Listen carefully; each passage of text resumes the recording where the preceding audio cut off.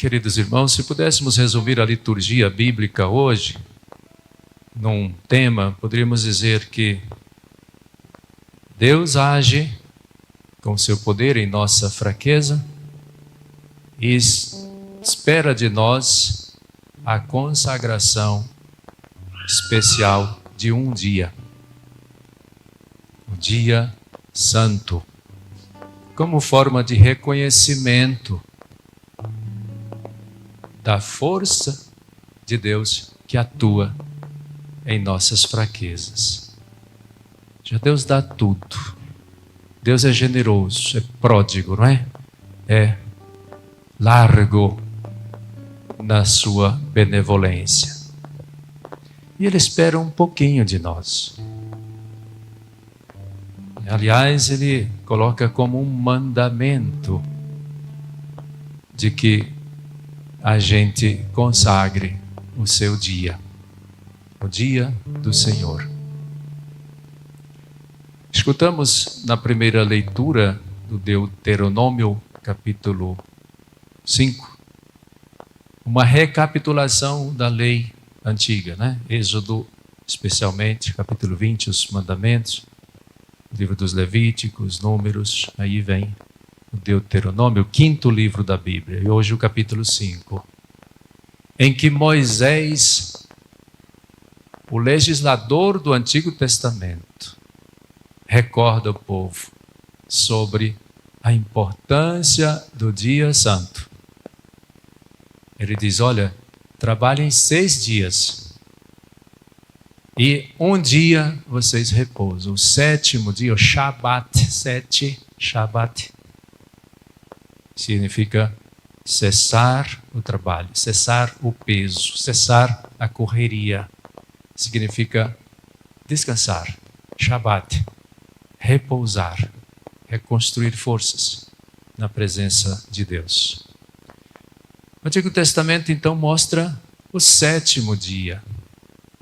O importante aqui, nesse caso, não é tanto qual o dia, mas nós devemos abstrair, aprender e colher desse texto que Deus quer a santificação especialmente de um dia.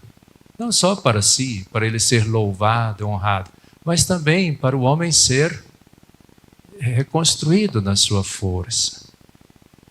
Esse mandamento, já do Antigo Testamento, de guardar um dia, não é apenas um bel prazer de Deus. Na verdade, é uma forma de Deus reconstruir justiça no meio dos homens. Libertar os homens da escravidão, de tantas coisas, do trabalho, mas de um trabalho dedicado, às vezes, a deuses desse mundo, a ídolos desse mundo. Então ele diz, lembra que vocês eram escravos lá no Egito. E eu tirei vocês com mão forte, braço estendido, libertei vocês. Lá no Egito significa não ter repouso. Significa escravidão. Significa estar preso a serviço de um que não é Deus. Era o faraó. Tudo faziam para o faraó. Ter as suas benesses. Ter seus descansos. Seus confortos. Né? Os seus desperdícios. Às custas disso, um monte de escravos. Como se aquele fosse Deus. Eu libertei vocês com mão forte. Lembra? Vocês eram escravos. Eu libertei vocês, agora eu quero que vocês descansem. Pelo menos um dia por semana. Consagre o dia do Senhor, diz aí o texto. Guarda o dia santo, o dia 7º, o Shabat. Então, aqui está a forma de Deus reconstruir a justiça, libertando as pessoas da escravidão. Qual escravidão? A primeira é do trabalho. Um trabalho incansável, né? Um peso tão grande. Trabalho nunca acaba, dizem o povo, principalmente das mulheres. Não é verdade? Faz, refaz, tem que fazer de novo. Dos homens também. Trabalho nunca falta. Tá bom? Não pensem que vocês vão dar conta de tudo, que não vão dar conta. Sempre tem um pouco mais a ser feito. Sejam inteligentes, sejam sábios e não se escravizem no trabalho pensando que vão vencer o trabalho. Isso significa escravidão, estar preso ao trabalho, incansavelmente, né, ali, sem poder fazer outras coisas. Então Deus liberta a gente disso. Se nós formos libertados, se Cristo nos libertou, seremos realmente livres. Ali foi o Moisés que libertou o povo em nome de Deus, né? Deus através de Moisés. Que maravilha. Então aqui já está a bondade de Deus, a misericórdia de Deus de não deixar ninguém do seu povo ser escravo, escravo do trabalho. E nem cometer idolatria. Porque se todo o tempo da pessoa está a serviço, está ocupado trabalhando, precisa questionar, o resultado desse trabalho é para quê? Vai para onde? Muitos casos naquele tempo e hoje é para idolatria. Talvez eu exagere um pouco aqui para você entender. Trabalhamos de segunda a segunda juntando dinheiro. Então, o dinheiro é o que toma mais tempo nosso, é o que mais exige de nós, é o mais importante para nós. Então, o dinheiro é o nosso ídolo. Olha o perigo. Olha o perigo. Não, trabalho tanto para comprar tal coisa. Ter o cuidado de não transformar as nossas metas terrenas em idolatria, em ídolos. Como é que isso acontece? Quando não guardamos o dia do Senhor. É a lição que tiramos da primeira leitura. Vocês não são escravos de nada, de ninguém. Tem que descansar. Terceira forma, né, de Jesus fazer de Deus fazer justiça através do mandamento de guardar o dia santo. Igualar as pessoas na dignidade. É muito bonito esse texto quando vai dizendo, olha, nem tu, nem tua mulher, nem teus filhos trabalhem nesse dia. Nem os teus escravos, nem os estrangeiros. É muito fácil a gente ficar descansando, guardar o dia religioso e botar os outros trabalhando para a gente, escravizando os outros. É fácil cumprir o mandamento assim. Mas o autor do Deuteronômio, sabiamente inspirado por Deus, já colocou: ninguém. Todo mundo tem direito do descanso. Os escravos também, os estrangeiros também. Não explore os outros. É esta palavra que está por detrás. Não explorar. Aqui, Deus iguala os seres humanos em dignidade. Todos têm direito ao descanso. Todos têm direito de santificar o dia do Senhor. Então, essa exigência, em forma de mandamento, que aparece no livro do Deuteronômio, repito, né? Recapitulando já textos mais antigos. No caso do Êxodo, capítulo 20, também o Deuteronômio, capítulo 6, vai repetir a lista dos mandamentos. E aí encontramos o terceiro mandamento. Né? Primeiro, amar a Deus sobre todas as coisas, não tomar seu nome santo em vão. E o terceiro, guardar os dias santos do Senhor. No Antigo Testamento, guardar o sábado. Mas, traduzindo para o cristianismo, Nova Aliança, guardar o dia do Senhor. Guardar domingos e dias santos. E aí passamos para o Novo Testamento.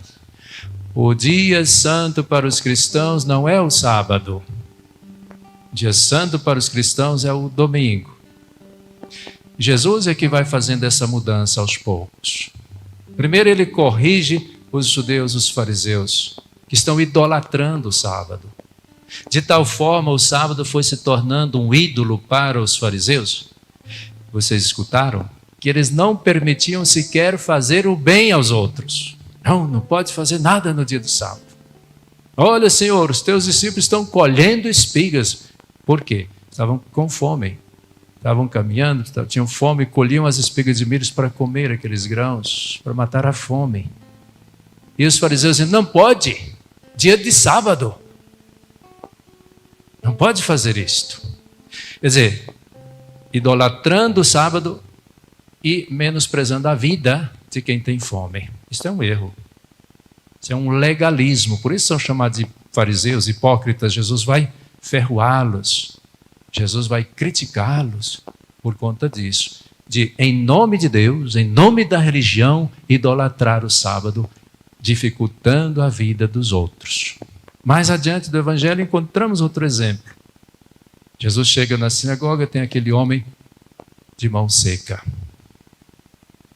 Mão improdutiva, mão sem movimento, mão morta, digamos. E Jesus está ali na sinagoga. Os fariseus de novo estão olhando Jesus para ver se ele vai curar em dia de sábado. Olha só a ocupação desses fariseus, que se diziam religiosos, que cumpriam os mandamentos. Olha com que eles se ocupam, olhando para ver se Jesus vai fazer o bem, para ver se Jesus vai curar em dia de sábado, para poder acusá-lo. E é isso que Jesus faz. Mas antes, Jesus os coloca contra a parede e pergunta: e aí, pessoal, devemos fazer o bem ou o mal no dia de sábado? E eles não têm resposta. Se eles disserem fazer o bem, estariam dando autoridade de Jesus de quebrar o sábado e fazer o milagre da cura da mão seca. Então eles iriam contra eles mesmos, contra o sábado, contra a idolatria do sábado que eles estão vivendo. Se eles disserem é permitido fazer o mal, seria muito pior. Então eles não se calaram, como mais tarde o Pilatos, que lava as mãos, não se envolve, né? Fica na deles, esperando para acusar. Pessoas que querem apontar o erro dos outros, querem acusar. Voltaremos a esse ponto. Mas vamos então ainda seguindo o acontecimento bíblico. Então Jesus ficou triste, irado, chateado com eles. Qual o motivo? Eram duros de coração. Se tem uma coisa que pode provocar a ira de Jesus, a sua tristeza, está aí. A dureza do coração das pessoas. Deus quer um coração amável, misericordioso, tolerante. Deus quer um coração sensível, que se preocupa com o outro. E quando Jesus encontra um coração duro, que não se preocupa com o outro, prefere deixar o outro na miséria da mão seca, do que abrir uma exceção no sábado para a cura, como se isso fosse uma exceção, como se não houvesse direito para isso. Se tem uma coisa que entristece Deus, é essa dureza. O Antigo Testamento fala de cerviz dura, testa, cabeça dura. O Evangelho fala de coração duro. Cérebro e coração. Identidade do homem. O homem maldoso. O homem egoísta. O homem que só pensa em si. O homem que aponta o dedo para os outros. Então, Jesus fica triste com isso, fica irado. E chamam, vem para cá, rapaz, fica aqui. Levanta a tua mão e cura. Aquele homem sai curado. Nesse momento, aqueles homens, ao invés de se converterem e dizer, que maravilha, esse nosso irmão estava com a mão seca, agora foi curado, glória a Deus. Deviam agradecer Jesus, deviam aplaudir o bem feito. Mas quando a pessoa é maliciosa, hipócrita, quando é um fariseu, pessoas orgulhosas são difíceis. Pessoas de cerviz, de cabeça dura, né? Pessoas de coração duro como esses, o que eles fazem? Ao invés de se converter, de se prostrar, de agradecer, eles fazem o contrário, eles começam a maquinar a morte de Jesus, confirmando o pensamento de Jesus, que eles eram de coração duro. Estão agora tentando tramar a morte de Jesus. O que aprendemos então nesta lição do Evangelho? Não importa o dia, a gente deve sempre socorrer quem precisa, especialmente nas situações difíceis. Seja segunda, terça, quarta, seja domingo, qualquer dia. Certo é que Jesus vai mostrando para esses fariseus que não devemos idolatrar o sábado. O sábado foi feito para o homem, não o homem para o sábado. O sábado está a serviço do homem. Não é o homem que é escravo do sábado. Eu, o Filho do Homem, sou o Senhor também do sábado. Aqui Jesus começa a mudar a moeda do sábado para outro dia. Isso vai ficar mais claro quando Jesus ressuscita. A ressurreição de Jesus acontece no primeiro dia da semana. Está escrito no Evangelho de São João, capítulo 20. Primeiro dia da semana. Foi o triunfo de Deus sobre o diabo. Foi a vitória da vida sobre a morte. Foi o fracasso de Satanás. Foi a glória de Deus. A ressurreição de Jesus é uma recriação, é uma renovação da humanidade. Deus retoma o seu poder. Deus mostra onde que o inimigo tem que ficar, por baixo dos seus pés. A morte, onde está a tua vitória? A vida triunfou. Ressurreição no primeiro dia da semana é a instauração do novo dia santo. O dia do Senhor é o domingo, é o primeiro dia da semana. Isto no Evangelho, depois nos Atos dos Apóstolos, que é a história da igreja no início. Lá encontramos, no primeiro dia da semana, os discípulos estavam reunidos, para ouvir a palavra de Deus, fracionar o pão sagrado e fazer as orações. Primeiro dia da semana. Às vezes o Evangelho fala de 8º dia. No 8º dia, que é depois do 7, é o primeiro que dá na mesma. Primeiro dia da semana. Então não encontramos na Bíblia domingo, a palavra domingo, no Novo Testamento. Encontramos a palavra primeiro dia da semana. Que já no primeiro século, com São Justino, que foi ontem, dia 1º de junho, dia de São Justino, ele falava disso, né? Primeiro ano 150, né? Segundo século, início do segundo século. Ele escreveu sobre isso. O antigo dies solis, o dia do sol para os pagãos, né? É o dies Domini, é o primeiro dia da semana, é o dia do Senhor. Dies Domini significa dia do Senhor. Então, a palavra primeiro dia da semana na Bíblia, já no primeiro e segundo século, os cristãos foram chamando de dia do Senhor. E Senhor em latim é Dominus. Do Senhor em latim significa Domini. Daí vem a palavra Domini dies, dia do Senhor, que em português é domingo. Nossa língua, graças a Deus, conservou. Outros idiomas mais saxônicos mudou muito, né? Mas as línguas latinas conservaram. Domingo, em italiano, domenica, né? É o dia do Senhor, é o domingo.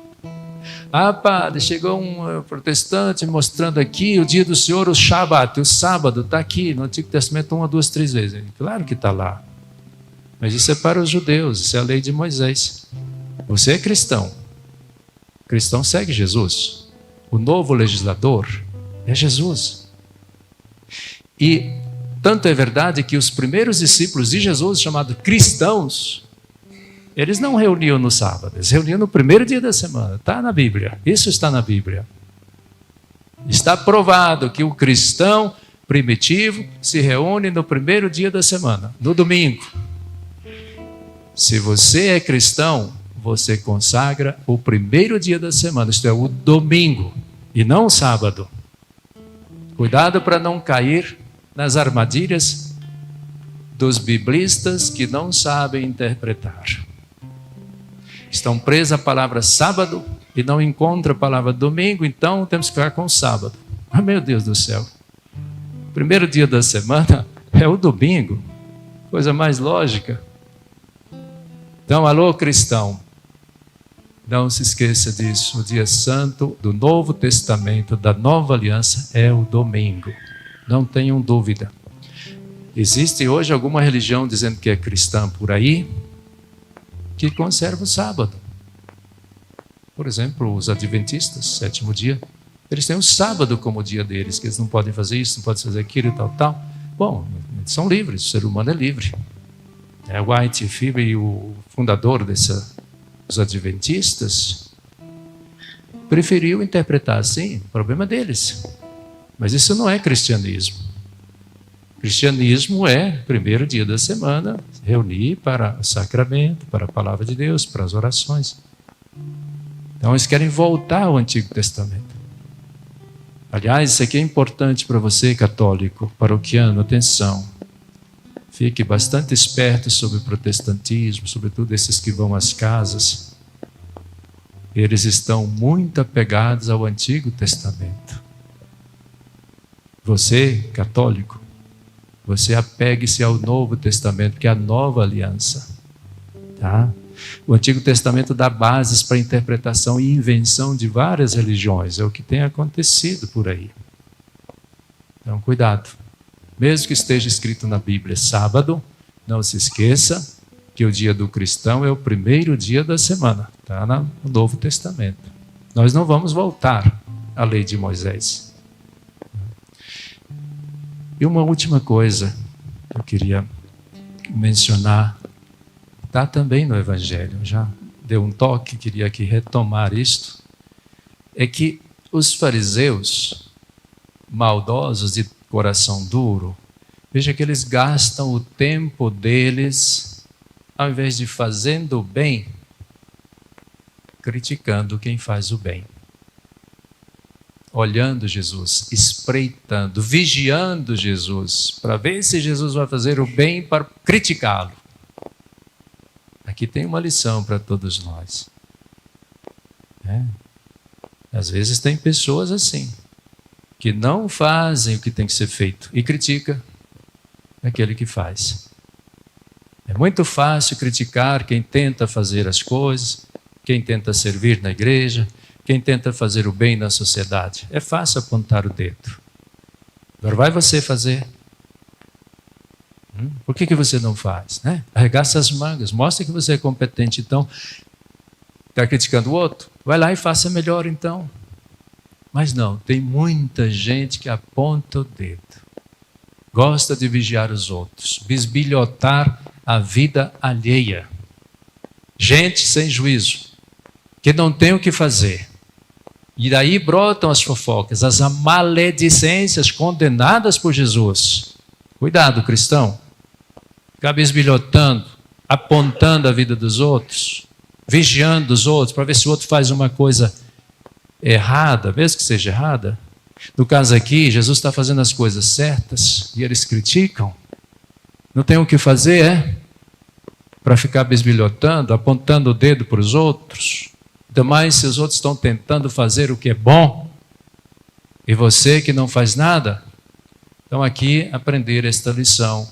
Jamais ficar bisbilhotando a vida dos outros, apontando o dedo para os outros. Faça a sua parte e deixe o outro fazer a parte dele. Por fim, dentro do título inicial que eu dei, a força de Deus em nossa fraqueza, pedindo de nós, pelo menos um dia santo. Falei bastante do dia santo. Agora a força de Deus para fechar esta reflexão está no livro de Coríntios, segunda carta, nós ouvimos, no capítulo 4. É muito bonito o texto quando o apóstolo diz assim: olha, o mesmo Deus que na criação fez brilhar a luz, faça-se a luz, é o mesmo Deus que faz brilhar dentro de nós a luz, para que a gente reconheça Ele na face do Cristo. Então veja, Antigo Testamento, a luz, a criação. Agora em Jesus Cristo, Novo Testamento, a luz de Deus é interior na nossa alma, no nosso coração, na nossa mente, para fazer uma cabeça mais razoável, menos dura, um coração menos duro. A luz de Deus dentro de nós, para a gente reconhecer Jesus Cristo, que é o legislador do Novo Testamento, que ressuscitou no domingo e que foi adorado pelos discípulos num domingo. Esse Deus que ilumina as nossas vidas. Esse mesmo Deus que transformou uma mão seca em mão normal. Meus irmãos, peçamos sempre essa luz de Deus. Peçamos sempre essa graça em nós, para que a gente funcione. Não apenas todos os órgãos biológicos, físicos, a mão, a perna, o coração, o pulmão. Glória a Deus, Senhor, ajude que tudo funcione. Mas que funcione também a nossa fé, o nosso juízo, a nossa consciência, o nosso brio. Que funcione isso. Que não sejamos secos de alma, de coração. Que o Senhor nos cure.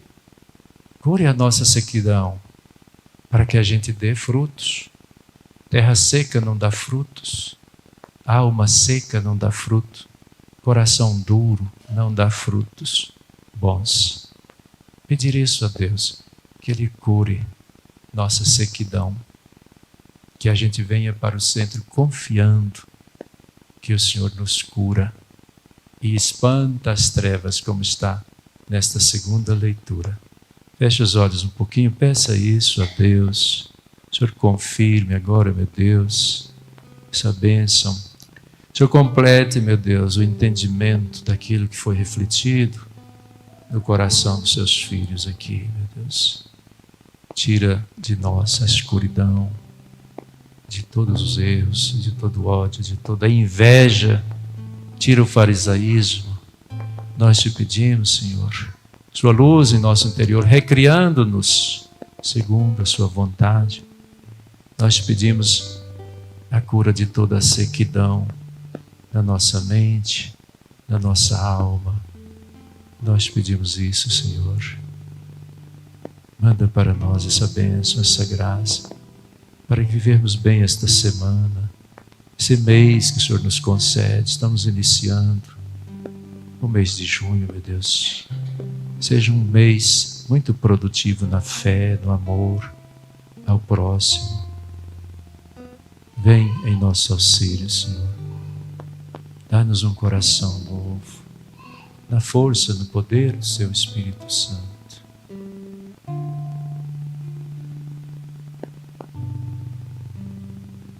Oh Pai, dá-me um puro coração e renova Teu Espírito em mim. Oh Pai, dá-me um puro coração. Vai pedindo isso para Deus. E renova Teu Espírito em mim. Não me deixes ir para longe de Ti. Conserva o Teu Espírito em mim. Restaura em mim o amor e a salvação, e renova Teu Espírito. Te peço isso, Senhor, a renovação dos corações. Que nossa alma conserve o que é bom, que nossa alma conserve amor, solidariedade, compaixão com quem precisa.